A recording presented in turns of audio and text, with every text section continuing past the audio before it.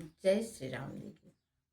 हम सभी को अपने जीवन में बदलाव लाना है तो नवधा भक्ति का पाठ नित्य करना होगा। और ये 9 भक्तियां करने की आवश्यकता ही नहीं है। एक भक्ति भी यदि हम इसमें से प्राप्त कर लेते हैं तो हमारे जीवन में सुख ही सुख आएंगे।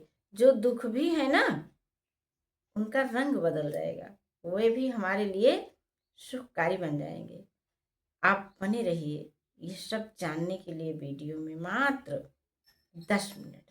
और 10 मिनट आपसे नहीं रहा जाता है तो आप जा सकते हैं। इसका सीधा सा अर्थ है कि अभी आप पर प्रभु श्री राम की कृपा नहीं है, आप यहाँ नहीं रुक पाएंगे, आपको चले जाना पड़ेगा। यह है आपका बहुत बड़ा संयोग है जो आज आप इस वीडियो को देख और सुन रहे हैं। एकदम अलग आपको सिद्धांत मिलेंगे जानने के लिए। तो चलिए शुरू करते हैं। नवधा भक्ति किस प्रकार हमारे जीवन पर प्रभाव डालती है। यह सबसे पहले तो हम सभी को विश्वास करना है भगवान श्री राम और रामचरितमानस पर।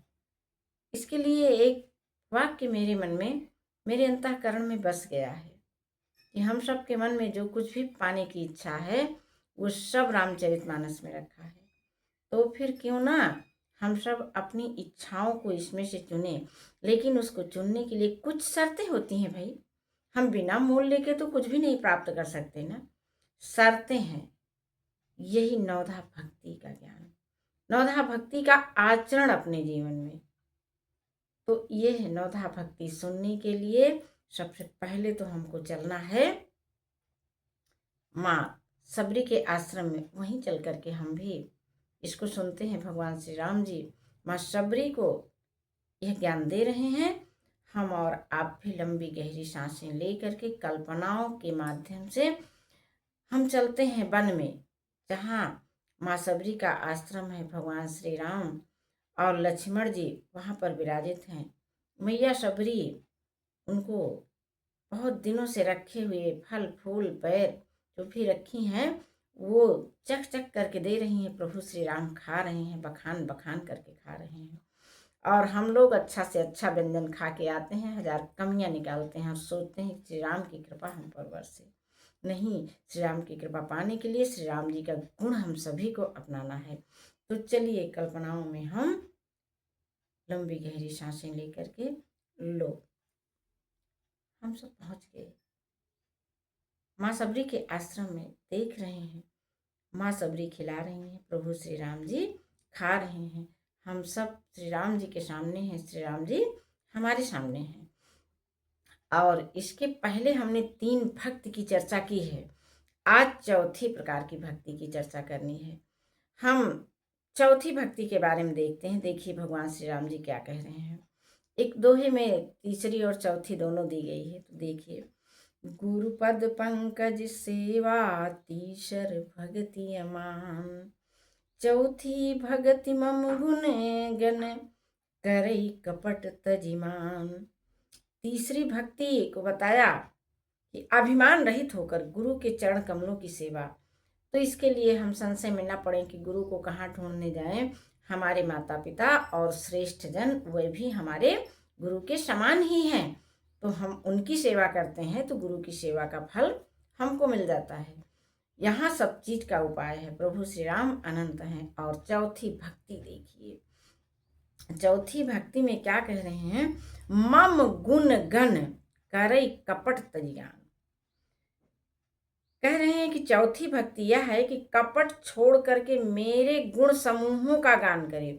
अब गुण समूह में भगवान के क्या आता है। गुण समूह में भगवान के गान करने का अर्थ ऐसा नहीं है कि आप उनका गुणगान करते रहिए। पहले तो जानिए कि उनका समूह क्या है। गुण समूह ये 5 तत्वों से जो हमारे प्रकृति का निर्माण हुआ है, इसी में तो भगवान श्री राम जी रहते हैं। प्रकृति में श्री राम, श्री राम में प्रकृति। तो प्रकृति में ही संपूर्ण हम और आप प्रकृति के ही हिस्से हैं। तो हम सबसे प्रेम करें, सबके साथ सम्मान पूर्वक बर्ताव करें, सबको अपना जाने। तब जो है, और ये सब कैसे?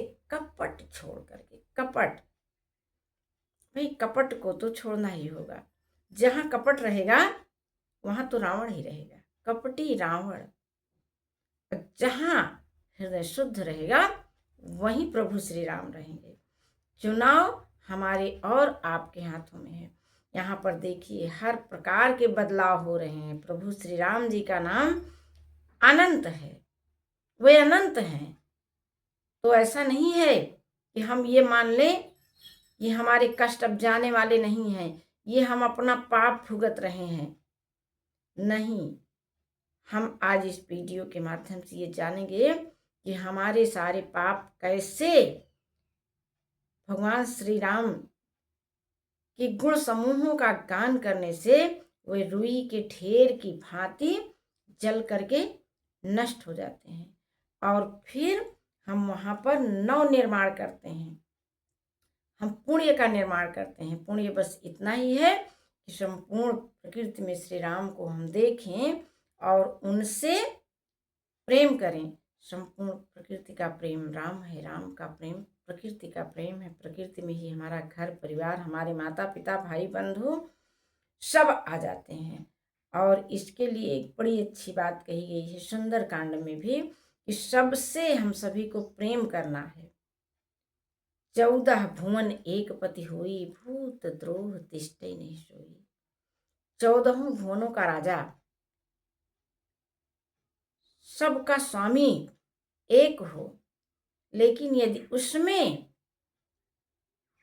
प्रेम की भावना नहीं है, वो जीवों से प्रेम नहीं कर रहा है, तो वो टिक नहीं सकता है, नष्ट हो जाएगा, समाप्त हो जाएगा।